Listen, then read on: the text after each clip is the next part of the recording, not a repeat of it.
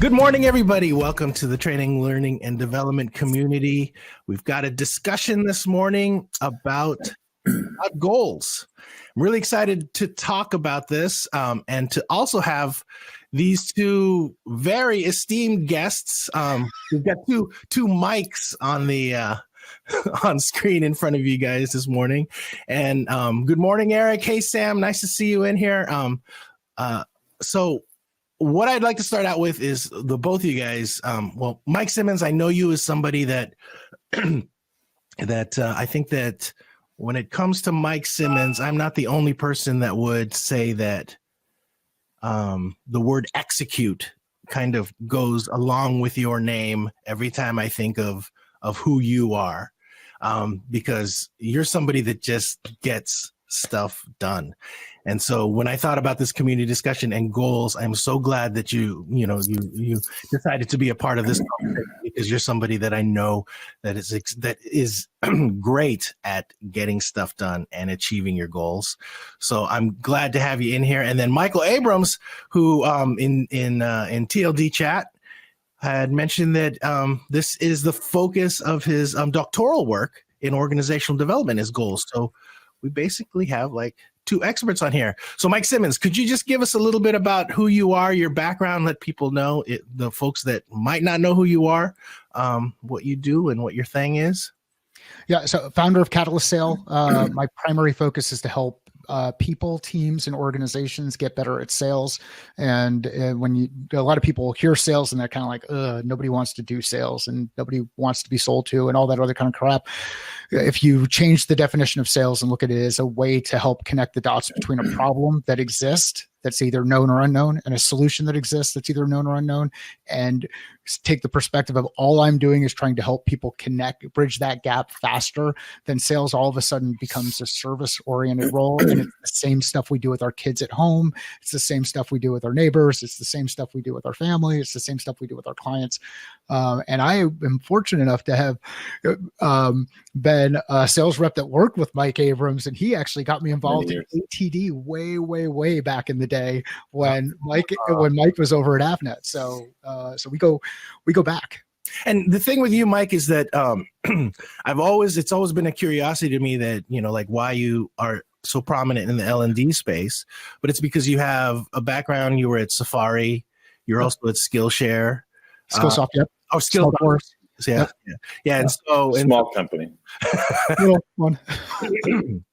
And so I've always, I think that that kind of helps, gives you some context of why, when I think of sales in this space, I'm always thinking of Catalyst Sale and Mike Simmons and your incredible podcast. I've listened to quite a few episodes and they're absolutely brilliant. Thank you. You're just you just push out some incredible content. And so Mike Abrams, we've known each other. You've been around the TLDC community a few years. Tell us a little bit about yourself. Sure. So currently I'm a senior manager here over at Republic Services. I'm in the OD and the talent space now. Although as I was telling you via email, I'm an instructional designer nerd at the core. Even when I ran software engineering teams, talent teams, whatever, the way that I work is the approach of an instructional designer for everything I do. It's just embedded in there. I was many years ago as the president of the Phoenix chapter of ASTD. So I've been with ASTD for a very long time. I haven't been active for a long time because I've just been listening and keeping up. But in the OD space, the things I'm really driving are talent management, so talent profiles, talent reviews, calibrations, and executive succession.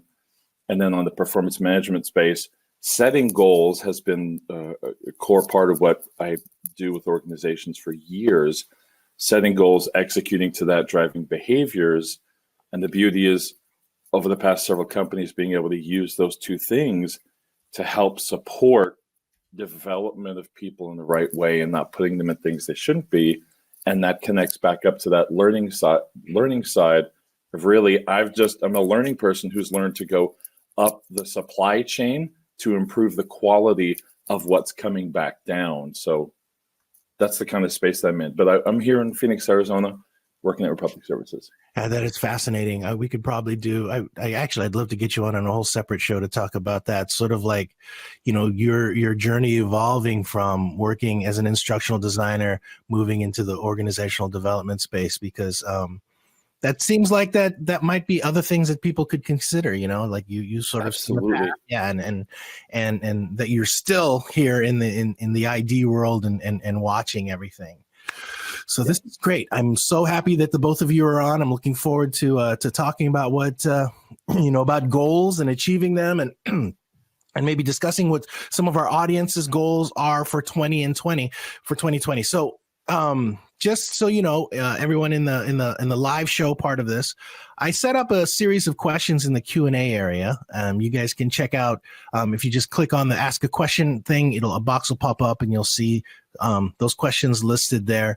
I can see that some of them have been voted up already. And basically I'm going to be asking these two experts about these questions and determining whether or not like that sort of as action items. There are also a couple polls that I'd like you folks to participate in. First question is, do you have any professional goals set for 2020? And 4 people have already voted yes, and 1 voted kind of. And do you write down your goals? And everybody says yes. And this is great. And before we get started, I wanted just to mention, researching this entire topic about, this discussion about goals. I've always thought of myself as somebody that sets goals and tries, does my best to achieve them. But I think that what I've sort of mistaken for that is I've been really good at getting my to-do list done. Tasks. Yeah, just getting tasks done.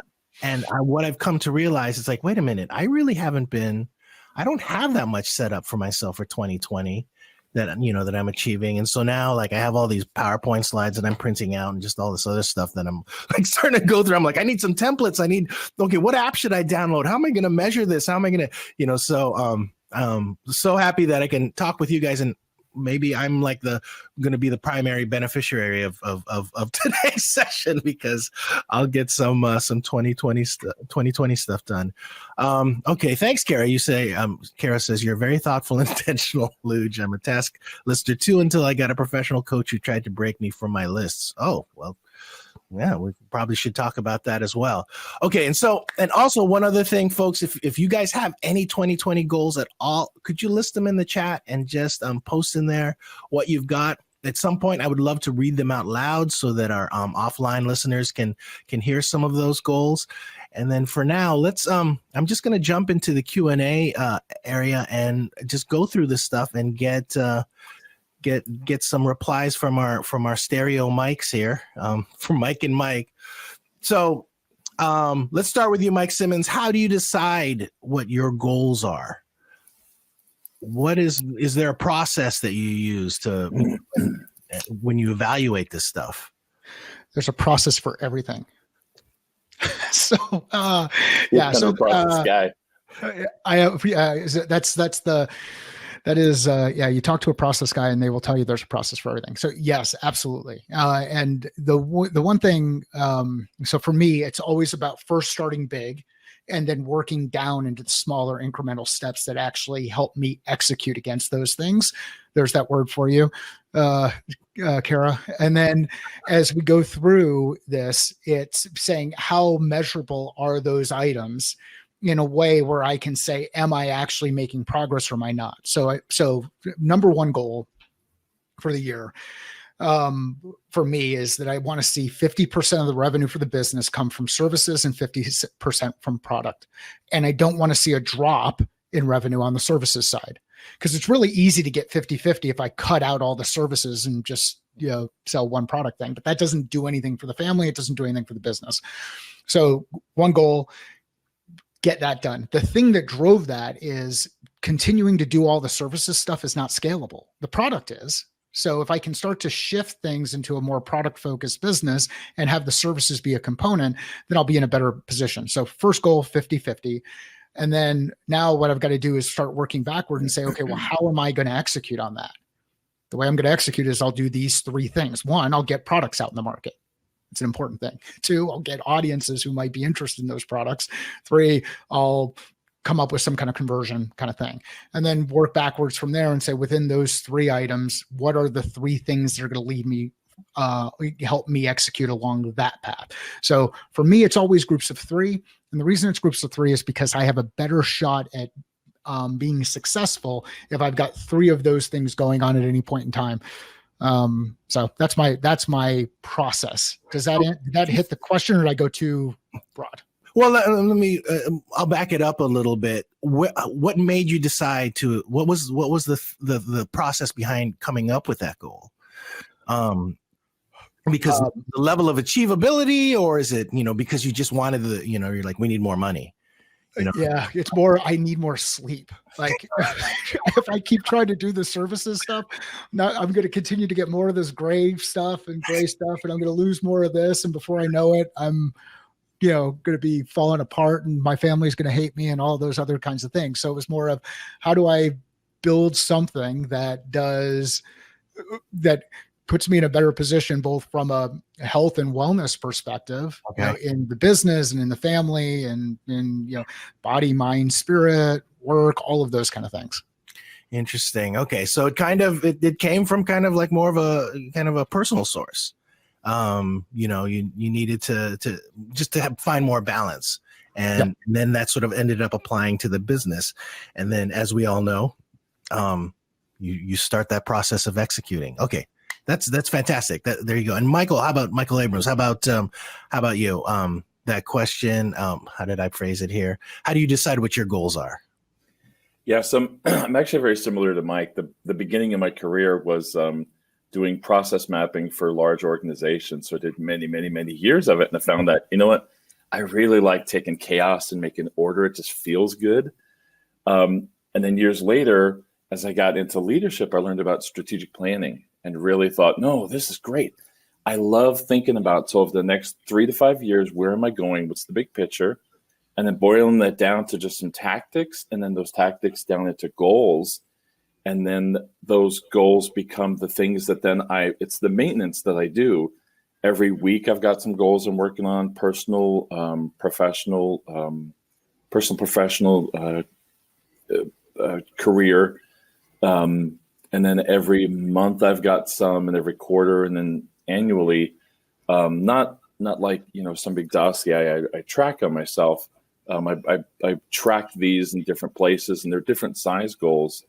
But I always do try to have at any one time something I'm working on personally, developmentally for myself, something career-wise I'm working towards, and also something the very personal, like I had a goal this year over the past 6 months to lose 50 pounds. I lost 50 pounds, but I had a very specific way of getting there, and it's part of a bigger strategy. I'm not losing the 50 pounds to lose 50 pounds. I'm losing them because I want to take a kayaking trip down the Salt River. There's other things I want to do. And so that's driving, that's the strategy and the tactic. And how do I get there? Well, you got to do the work to get there.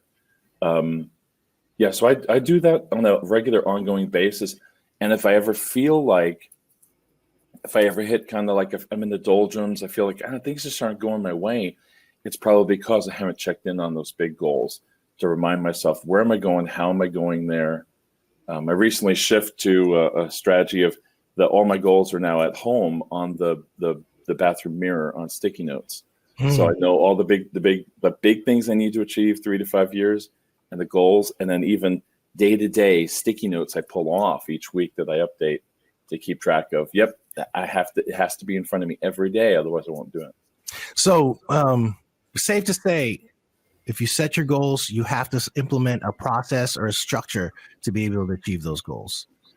Yeah, and that's honestly, I know, and Mike is really good at this second part, which is setting your goals. Anybody can set goals, and and what you said earlier about your task list, your list of to-dos, that's really like planning. I got to go to CVS, I got to go to Target, versus saying I want to take a vacation in New York for 2 weeks, 6 months from now. It's going to take more work to get there than just the list that you've got. But the doctoral work that I'm doing is really tied to setting goals, and then how do you build the accountability framework afterwards, and then how do you build feedback in after that Because if you are great at setting goals, and I'm sure everybody on the list is probably really, really good at setting goals, but that second part of accountability, if you don't build in, how am I going to be accountable to myself? How will other people help me be accountable? Then your goals don't make any difference at all, because they're just going to be a cool thing you do for a couple of weeks and they die out. So, I build a lot in for accountability for myself, because I easily fall off the wagon. Totally.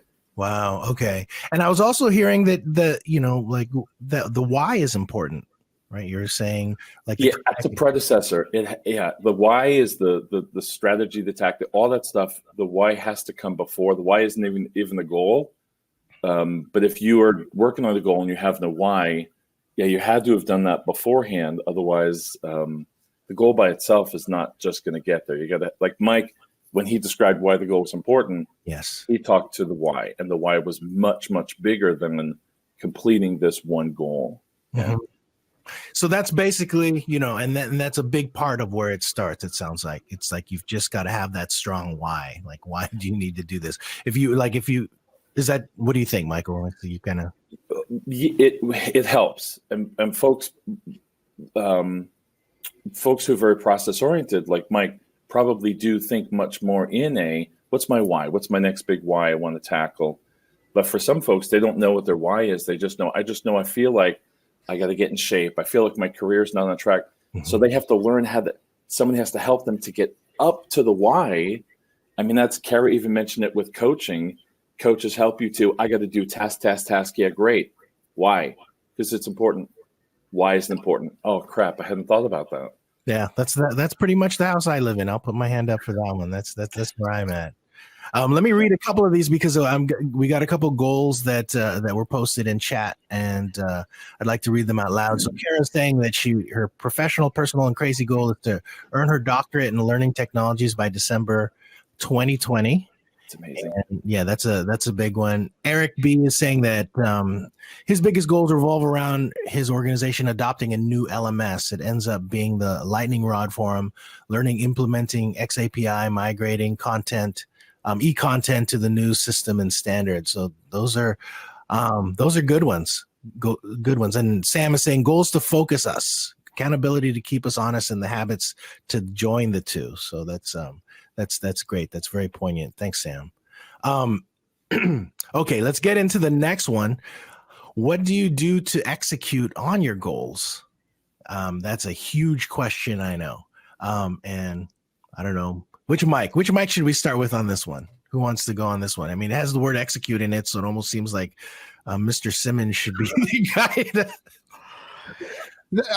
So first thing I do is I figure out, where do people fail? Like, where do I fail? Like, what are the scenarios where I'm going to fail at accomplishing whatever the heck it is that I want to accomplish, whether it's dropping 50 pounds or it's building out product or it's making sure that I'm home for dinner, or whatever. What are the things, what are those things that exist out there that are going to potentially get in the way? And then how do I remove the opportunity for those things to get in the way? So if I want to drop 50 pounds and I like to pick up blizzards on my way home from work, I should probably not drive by Dairy Queen. Because if I don't have the Dairy Queen in my frame of reference, it's going to be really hard for it's going to be easy for me to avoid it. If I drive down that same road every day and I see the Dairy Queen over there, it's going to call. And one day I'm going to be pissed off that I had a really tough conversation with someone at work, or a client left, or whatever happened. And now comfort fits in, and I'm like, you know what? It's just one Dairy Queen blizzard, and then one becomes two, and then two becomes three, and it just kind of scales. So for me, one is trying to avoid potential failure, and or avoid risk where things could go wrong, where my decision-making process may be bad. Then the other piece that I do from an execution standpoint is I try to figure out if a point of failure might be how I document how I'm moving toward the goal. How can I get technology to document this stuff for me? So I get a ring that keeps track of resting heart rate and sleep. I get a watch that keeps track of steps and activity. I get a GPS unit that keeps track of every time I walk into the gym, or any of these kind of things, right? So let's get the data let's let the machines keep track of the data in a way that it doesn't require me being a single point of failure, and I can go back in and evaluate that data to say, yes, am I making progress? Because if I'm not making progress, then I've got to iterate on the approach that I'm taking. So it's very to the point that Mike made earlier, it's very starting big and then breaking it down into really small things and then moving against those small things. I think there's that scene in The Patriot where they talk about aiming small, missing small. So aim small and miss small when it comes to executing against your goals. And you'll find that you'll build the habit, like Sam has talked about, build the habit of executing. And then you'll start to say, okay, you know what? I can do more than just 3 at one time. I can do 4, and then I can do 5. The problem is someone tries to do 10 and they can't do 10, and then they fail on even getting 1 done. So just start with 1 or 2 or 3, but start someplace, start moving toward it, and then use the data to help make appropriate decisions on whether or not you're actually able to execute. That's my view on that stuff. No, that's fantastic. So the idea of failure, is that just like when you decide to, okay, here's my goal, I'm going to execute on this, is that the first thing that you consider? Is just like, where can I potentially fail? How important is that to really like get that, What do you mean? Well, like you were saying that you were looking at when you start executing on your goals, you look at you assess where the possibilities of failure, right? Yeah. Is that the first thing that you do? You just say, okay, this is what I want to do. I need to get these products and services, this strategy going. Where might I screw up? No, it's not necessarily the first, but it's part of the process. So like if I go through and I look at it and I say, look, I've created this awesome plan that I'm going to execute on, and I haven't figured out where things are what's the worst thing that can happen, then I've left a potential area of risk that I've not addressed. So it just ends up being part of the process. It doesn't have to be the first thing in the process. And the first thing in the process is figuring out like, where do I want to go? Like what's the desired end state? Mm-hmm. To Mike's point, why is it important? Because when I fail, it's going to be really hard to get back up if I don't understand why this thing is important. That's when you need your why. Yeah, right. Yeah. Okay. Point of failure. Yeah, and so and Michael Abrams, maybe we'll move to you on this on executing your goals, but then like just the idea of failure sometimes can just turn people off on of setting a goal, right? Because that's what I've learned for myself, is that as I was exploring my feelings about setting goals for 2020, there was this element of fear that also came up, and and I really had to sort of like pay attention to what was going through my mind. It's like, are you afraid of success? Are you afraid of getting to a point where you're going to have to make harder decisions about your life, or just things like that? But so question, how do you execute on your goals, and then also like where does failure fit into that for you as well? Yeah, the point that Mike ended on is so important, that at that point where you're failing on your goals, or you feel like you're failing on your goals, sometimes you're not, but you just feel that way, and then you going back and rereading your goal by itself isn't necessarily the motivator. Going back to that why did I write this down in the first place? Because if the goal is I'll lose X amount of pounds by this time period, and that's great. It's still pretty high level, but what's the plan to get there? It's not the plan that's going to remotivate you. It's that remembering, oh, that's right, I want to kayak down the Salt River over a 10-mile thing with my 16-year-old daughter, because that is one of my goals specifically. Another goal I have is I want to play. I'm being serious. I want to play guitar at an open mic place here in town called Fiddler's Dream Coffee House. I don't play guitar, but I challenged myself. But by the end of the year, I want to play guitar in front of a group, open mic, a couple of songs, and I don't want to learn everything. I want to learn like 2 songs.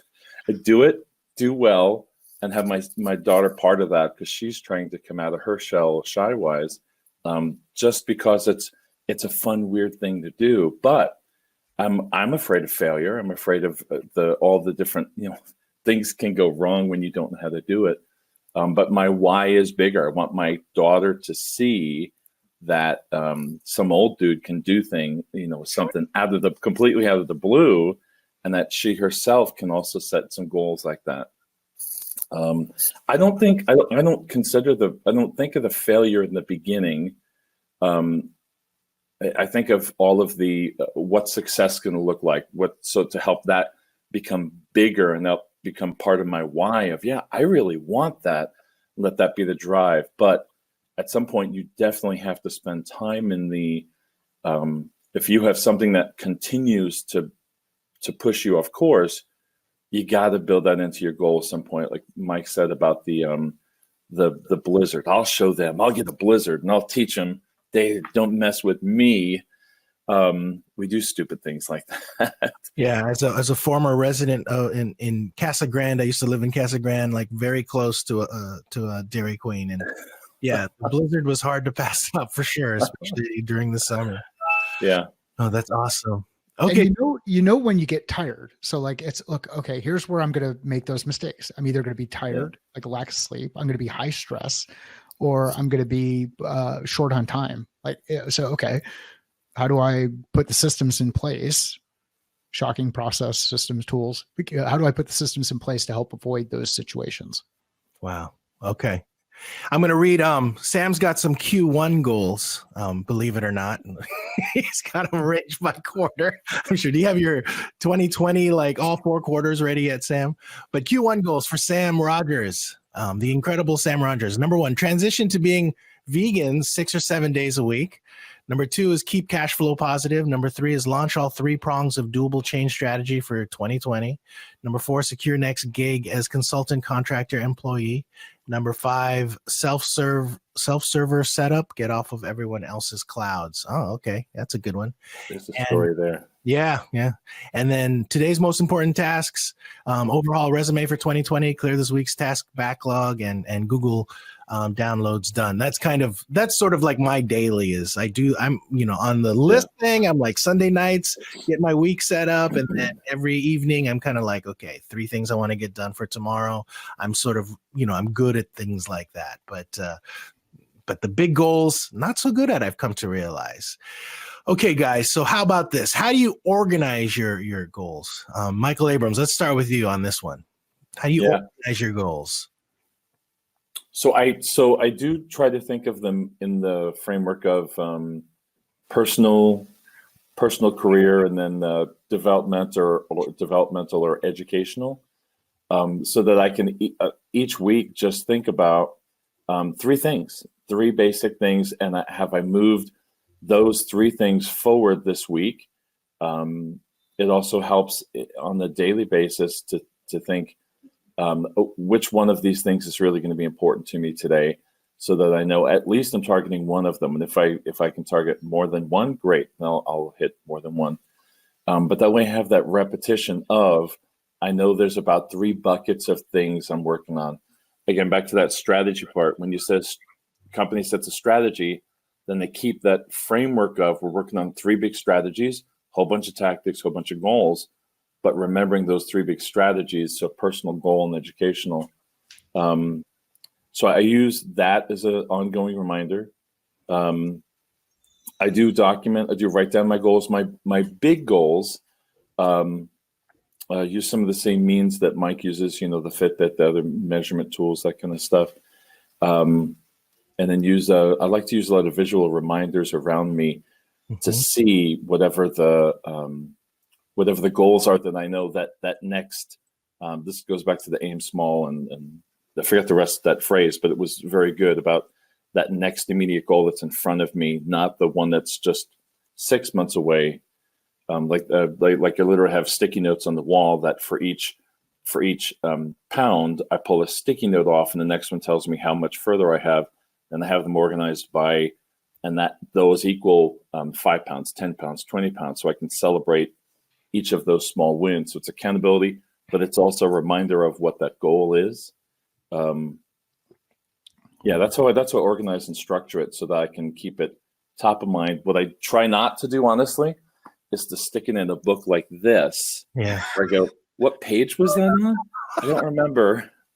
I got to get back to that. I'll put a sticky note on it Sticky note didn't help. I don't know what those say. I'm Yeah. not going back in there. That's frightening. So they're out in front and they're visual. And I like it to where other people who are important to me, I like that they can see them too. Like my daughter, if she wants, she can come and look and see in the bathroom mirror. What are you working on? She can say, you really are working. I see you doing this stuff. Or she asks. She caught one time we went to Starbucks and I got something I should not have gotten. She said, "Is that on your plan?" Damn it. Ah. Accountability sucks. Yeah. So it sounds like your goal just has to be present in front of you. Just it works as a reminder. Some part of it does. Yeah, absolutely. Yeah. And so Mike Simmons, I see you're nodding your head there. Like, how about you? How do you organize yourself? Do you keep your goals in front of you? Do you keep them on the bathroom mirror, or how's that work? I have I have a very bad habit of having multiple whiteboards spread across the house. So I've got one in the area where I've got kind of a workout room. I've got one right as I walk out my door of my office, and I've got one that I can see over here against the wall. And they all serve different purposes.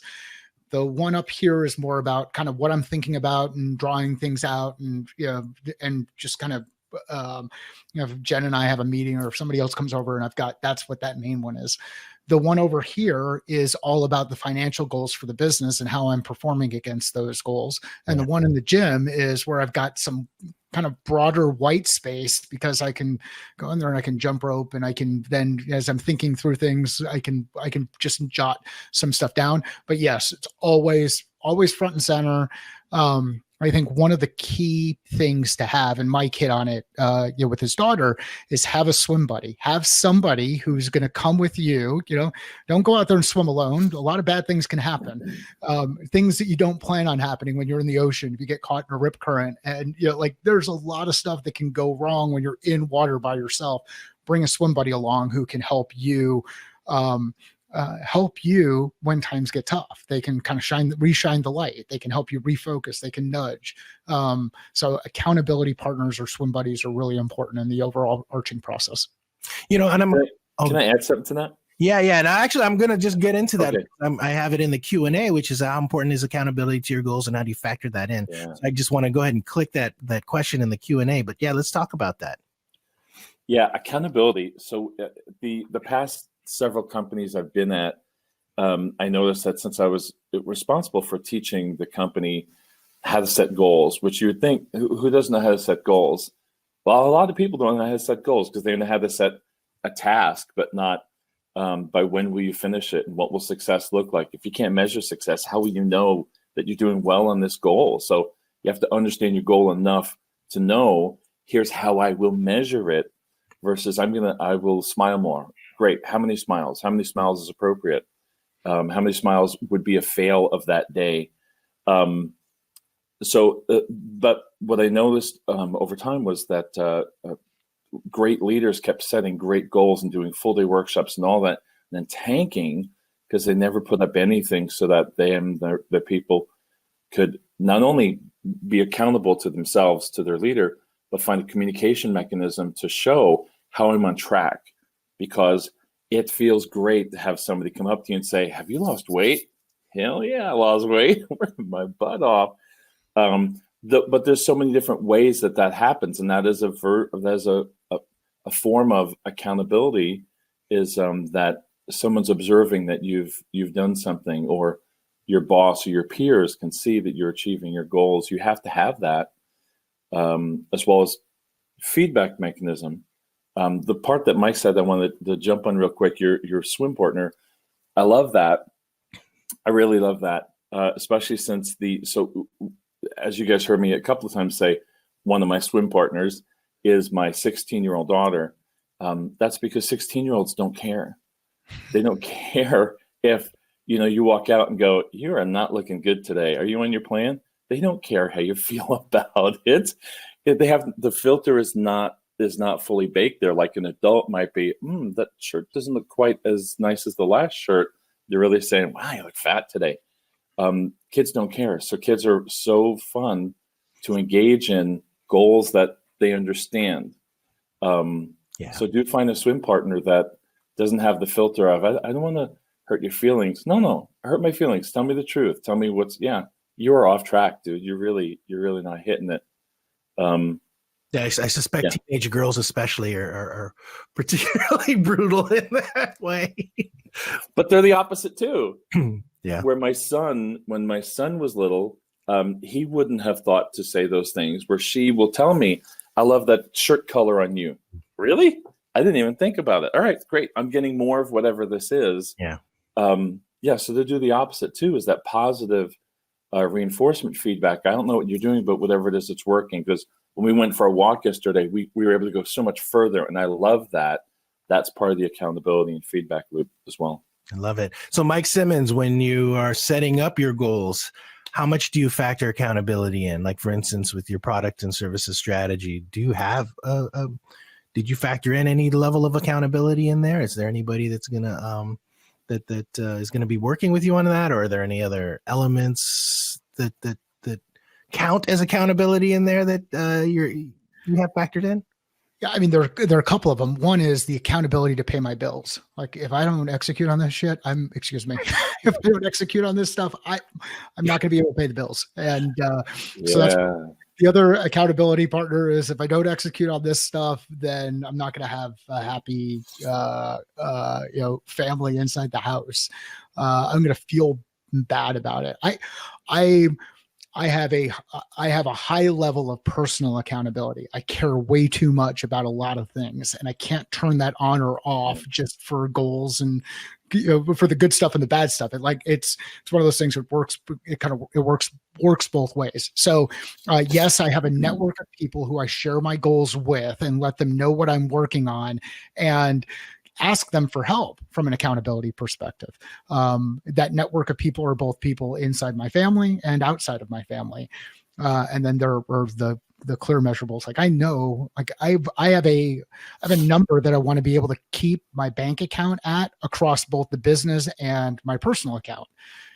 As I fall below that, I've got a personal level of accountability where it says, hey, you're in the red. You're not in the black, and I need to figure out a way to get myself back up in the black. So they're sprinkled out throughout, but I still fail at this stuff. Like, I mean, there are times where I can't tell you the last time I went up to the gym, which sucks because that's a release for me. Yeah. I'll go in there and I'll row and I'll walk, but I haven't thrown weight around in a while. And so that frustrates me that I've not done it. So I will, as much as I focus on execution and, and thank you for saying that, using the execution word and saying that's synonymous with me. Actually, I just put words in your mouth, but there's I continue to fail at this stuff. So don't worry about failing at this stuff. Don't worry about making mistakes. Don't worry about missing.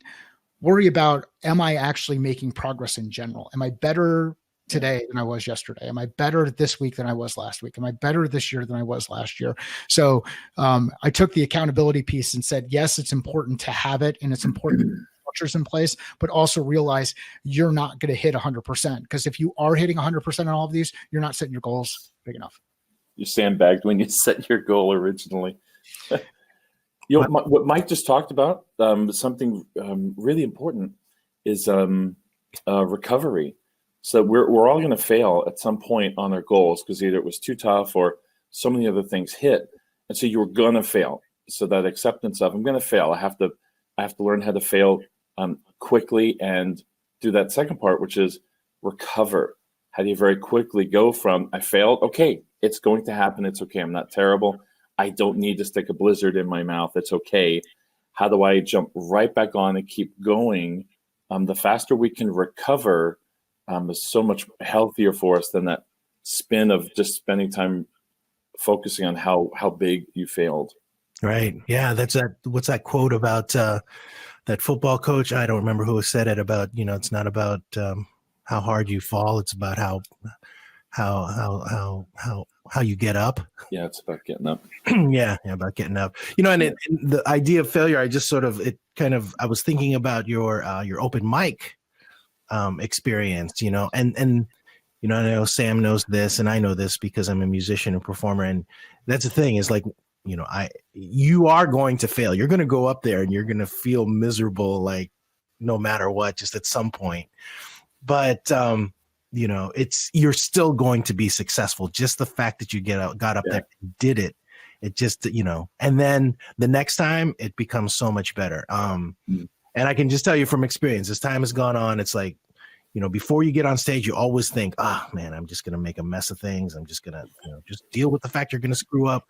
But then, you go out there and you just kill it. And you're like, nothing went wrong. And now I'm a rock star. Isn't this great? Many years ago, when I was in elementary school and high school, I was painfully shy, like hermit shy, bad. So I went out for all sports, all seasons, because I forced myself to. You have to talk to other people because you're miserable by yourself, and it helped. And then when I went to college, I went, okay, next challenge: go out for acting, go out for a play. This is a horrible idea. I went out for a play and I got a lead part. I don't know how to act. 2, I'm shy. I can't talk in front of people. But once I got on the stage, I realized, damn, I really like this. I like being up in front. I like being in the spotlight, and that opened up a whole other side of me that I didn't know, which was I love being on stage and performing or speaking, or that's why I love facilitating. One of my favorite things is facilitate a workshop on whatever. I don't care. If you want to learn how to basket weave, let's do it. I love it. Let me facilitate you getting there. But I had to set that goal, which was an unbelievable, scary, frightening goal, only to find out that, wow, I've been missing out because I really love doing this. Do you have a thought process behind failure when you were setting up that goal, back then? Was that something that what drove? It was my why. It was my why. It was that although I'm an introvert, the older I get, the more extroverted I need. I'm an introvert that needs to have contact and connection with people, but of course it's exhausting at the same time. But I feel empty without having those connections and doing that. And I go through those slumps of going into myself still, but then I got to push to stay out of it. So my why is I'm so much happier when I'm talking with people and I'm around people, because I get so motivated and inspired by them. It just fills me with joy. So it's remembering the big why of why am I doing this incredibly frightening, scary goal in the first place. Love it. Yeah. So next question, how do you measure your goals? And let's start with Mr. Simmons on this one, because I've seen some Mr. Execute. Yeah, I've seen some massive sets of data from you, and I'd love to hear your reply on this. But how do I measure it? With data. And how do I find the data? I just find it. Like what's the process for finding it? I ask a bunch of questions. I ask people, hey, have you been able to solve this? Or have you tried to do this? Or have you done anything like this? Or have you seen something like this? If you ask enough people, you go out to Twitter and ask a couple of questions, you can get some pretty interesting answers and ideas around things that you may have never even thought of. I mean, like I mentioned the ring. So this is an Oura ring, O-U-R-A. It's a Finnish-based company. It is a wearable that keeps track of resting heart rate variability, body temperature while I'm sleeping, sleep time, steps. It just keeps track of a bunch of stuff. The reason I got it was because I didn't want to have to wear a watch all the time. Yet I'm still wearing my watch because there's some other things that I get out of this Garmin device that are a little bit better than what I get out of this. So the process of figuring out the data is ask a couple of questions, identify what's out there, try to minimize the amount of stuff that you've got to manually track on your own. And then just start doing it and figure out what, if it's not working, don't continue to force it. Like, don't force it just because, hey, this is the data I want to keep track of. A good example of this is in sales. A lot of people will talk about, we got to keep track of the total number of activities that we have, total number of outreach, total number of working our way through the funnel. I say, bull. Let's actually think about the practical conversations you have with people who care about the problem that you're solving for. And let's get into some of these data points that can't be gamed in the way that general activity can be gamed. And I'll give you one more. If I want to drop 15 pounds and I want to reduce body fat, I wanna do all these things. It's one thing to put a measurement that says, I'm going to go to the gym every day. If you go to the gym every day and you sit down in the gym and drink a Jamba Juice, you're not doing anything. You made it to the Come gym. on, damn it. I went to the gym. Give me a break. Yeah, you hit that metric, but the actual metric is, you know what, I'm going to get my heart rate moving. I'm going to get my body moving. I'm going to do these things. So make sure that that metric that you're pulling together actually matters and makes a difference. So Now that's that, David. how about you? Michael Abrams. So how do you measure your goals? Is there, and it's interesting for me, Mike Simmons, automation, you're using the Ring, you're using, you're just tracking this data. You're actually giving yourself access to this information with the least amount of friction as possible. Yep. What do you think, Michael Abrams? How do you? Yeah, so it's similar to Mike in that we both had a version of fitness goals. So I do use the Fitbit for sure, and what I love is that I've set, because I use it every day, I know what normal looks like. And I know what above normal looks like. I know when I've performed more, but I also know when, man, I did like 3,000 steps. I must have just took a nap all day today. Because I look at the data every single day, I know what my body's capable of. And the other thing is at times I'll do something when I want a little boost. I'll do things like, so I've got sticky note. I got a sticky note inside my my office bookcase here that I parked at the furthest part of the parking lot, and then I measured the time it takes me to walk from there to sit in my seat, and then I tracked what's my heart rate at the time that I arrived, and I did that every morning so I can see. I want to see practical application of from the outside of the parking lot in, and there's a slope in the middle. So there's a little bit of a challenge to it. I wanted to see how's my heart rate changing in very practical applications of just walking so that I know, okay, that's going well. So now I'm going to go on, I want to go on a bigger challenge this weekend. I want to go on a couple mile hike this weekend because now I can see my heart rate has been dropping. My speed's been increasing. I could probably do that 2 mile hike I couldn't do before. So I do keep track of that stuff using some of the stuff using technology, some of the stuff using, it's kind of it's the same goal, but the sticky notes I have at home on the wall are just another reminder of the Fitbit said I did this, the scale said I did this. I can take a sticky note off. That's really my accountability, my celebration of achieving what the measurements have told me. So like Mike, I try to reduce the amount of manual things I have to do to keep track of the measurements, but I've got more manual things related to kind of the success and celebration of attaining those. Okay. Yeah. I like that. So let me I want to take this back a little bit too, because we're talking about fitness, but I'd like to see it applied to something a little bit, maybe more practical, like that's career based. So let me look here. How about this one? For like Sam had posted, one of his Q1 goals was secure next gig as a consultant, contractor, employee. So that's one of his goals for the next 3 months. How would you guys have, what comes to your head as far as an immediate sort of measurement strategy for being able to to measure that goal, securing another gig as a consultant, contractor, employee? Are there That's a good one. Yeah. Any feedback there for either of Mike, you? go ahead. Yeah. So there's many years ago, I did actually work in a little bit in Mike's space.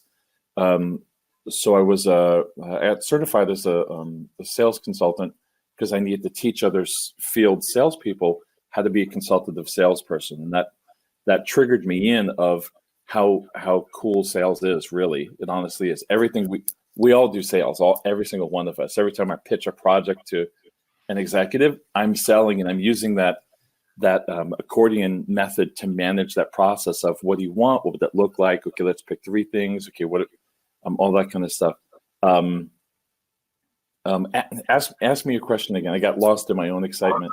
Okay, so So we're talking about measurement. We're talking about measuring goals, and I just brought Sam's sort of example for in Q1. He wants to secure. Oh yeah, yeah. As a That's consultant. why I did the sales thing. Yeah. I worked for a company as doing business development for a couple of years, a consulting company, and we had those revenue goals of we want to hit XYZ dollars at X percent. So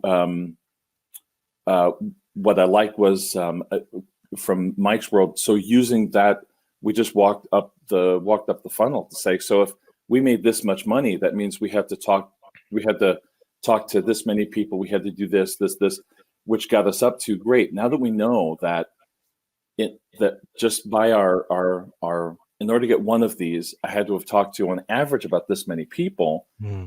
The goal became, how do we talk to that many people or more, so that if we fail at our goal, we're still going to come close to what the actual target was, but we pick a goal that's even bigger. And then the goal became, so it's not just, I want to go talk to 10 people. It's about, okay, how are we going to increase our presence on social media? How are we going to start doing free webinars to throw a much wider net of things that we're really good at these things? And if we establish these are the things that collect people, then we can drill in and start to say, so we got to talk to about, on average, I have to be talking to about 7 people a week to get there. And it'll take a couple of weeks for it to happen. I like what Mike said, which is not about just measuring all of the individual, what stage are people in, but you're in that conversation with people. And so you know, because you're actively in it versus treating people like, I got 100 people I'm maybe doing something with. So I would break it down to what are the steps that are going to take to do that. And then those bigger things of the bigger net that helps to support bringing more people into wanting to have a relationship with you. We really can break it down into specific steps. No, that's fantastic. That's fantastic. Okay. I'm going to move on to what's probably going to be our last question here. And I think it's a good way to kind of wrap things up. Do you reward yourself after achieving a goal? Like, what is that? What's that payoff? You go first. Yeah, both. Not only just after achieving a goal, but also doing the things that work toward achieving the goal. So, like, we're animals, right? Like, you could train yourself the same way you train your dog. Like, it's a little bit of positive reinforcement goes a long way. A little bit of unscheduled positive reinforcement can create some really interesting behaviors and condition some certain behaviors. So reward yourself for both the small stuff and the big stuff. And rewards are very important. And it's important for you to kind of figure out what each of those rewards are and where you want to drop those in and where you want to surprise yourself and all those other kinds of things. But rewards are very important. Yeah. Also, I like the idea of having planned rewards, like the sticky notes I have in my mirror that they're broken down into 5-pound increments. And then when I get a couple of so I got the 5-pound celebration, but I have also then the bigger celebration of I hit 10. 10's a big deal to drop 10. And so I have the celebration small of I get to peel that sticky note off and clear my mirror, because then I get to put more up there. But I pre-planned where those are. But then there's also the one which is the ad hoc of when you hit some other kind of goal. How do you celebrate something ad hoc? What are the things that There's a list of like 10 things I love doing I don't do very often, and that's the way I'm going to celebrate. Which is like I had a goal. I know there's a couple of friends. Hey, let's go out, grab a coffee. I want to sit and talk and reward myself with spending time with a person who just motivates or really inspires me. So the ad hoc and the planned goals, planned celebrations. You got to work this in. No, I love it. And just to kind of, a question to follow up on that, you achieve your goal, but how do you maintain consistency? How do you, just the maintenance of whatever you achieved? Is there a follow-up plan that either of you, implement to make sure that any goals that you achieve, that you're not having to reset, 6 months later, or like for instance, with like weight loss, I know for myself, I'm definitely one of those up and down people. And, even over the summer, I lost like 15 pounds and then I'm back and more. Right. So ask the beginning of your question again. Oh, just how do you maintain like staying, like those goals? Like, so you achieve a goal, you reward yourself. How do you stay on track? Like, that you don't have to go back and reset. So that's why I get back to the don't do this. Don't stick it in. I mean, if you're the kind of person who loves lists, that's great. But then those kind of folks tend to create lots and lots of lists. And then you got to keep a list to keep track of the lists that you have. I was definitely in that space before. For me, so the the accountability side keeps track of it. Writing a good goal and it's saying, and the timeline and all that stuff is great, but having accountability. So part of mine is the mirror, because I can see the sticky notes. They're always there. They impede me. I have to look at them because they're in my way, and I don't use the tiny one. These large ones. But the other is also telling other people about your goal, especially if you have friends who are very curious about your goal and they are going to ask you about them when you see them. You're building in your own accountability by doing that. The last company I worked at, we were very big into Lean Six Sigma, and there was a process they had called Leader Standard Work, which you folks are probably familiar with it, but you outline all the different things that in the day a leader has to do. We created this visual board where as you did them, you would flip these magnets from green to red. And so a leader could come and see for their entire team who was on track and who wasn't on track based on expectations. And the leader would only spend time with the people who were red when they should have been green. Mm-hmm. Everyone else they left alone or just provided feedback to. And it was such a beautiful example of communication, feedback, and accountability with low work and the right reinforcement. I thought that's how all this stuff should work. It's a beautiful example. So my mirror is a version of that. My conversations with friends, my working with my boss to say, I'm not waiting for him to set goals for me, but saying, hey, here's goals I want to work on, and validating that these are ones he wants me to work on or not. So you have to pre-plan what that accountability is. You can't depend on it just kind of happening along the way because it's your goal. Absolutely. No, that's fascinating. Michael, thank you so much for being with us this morning. I really appreciate it. I've learned a lot from you. Mike Simmons had to drop off. We hit our 8:00 Pacific time. Great conversation. I loved discussing, especially I think that the one thing that really stood out for me was the idea of failure and how it relates to goal setting. I think that's an important one that I'm definitely going to take away from this conversation. And maybe, Michael, at some point we can set up another time to talk, because I really would love to talk about your journey from instructional design to organizational development. I think that's really fascinating. Yeah, I've met a lot of ID people who really at the core, they are, ID people who really at the core, they really are organizational development people who just haven't gotten there yet. Yeah. Same here. I actually used to confuse a lot of those folks. It's like, wait, why you seem more like an organizational development person, but you're doing e-learning. Right. But yeah. Anyway, thank you, everybody. Thanks for coming in this morning. And we will see you next week. We have productivity playlist episodes next week. We've got lots of stuff going on. Thanks, everybody. Have a great weekend, and we'll see you next time.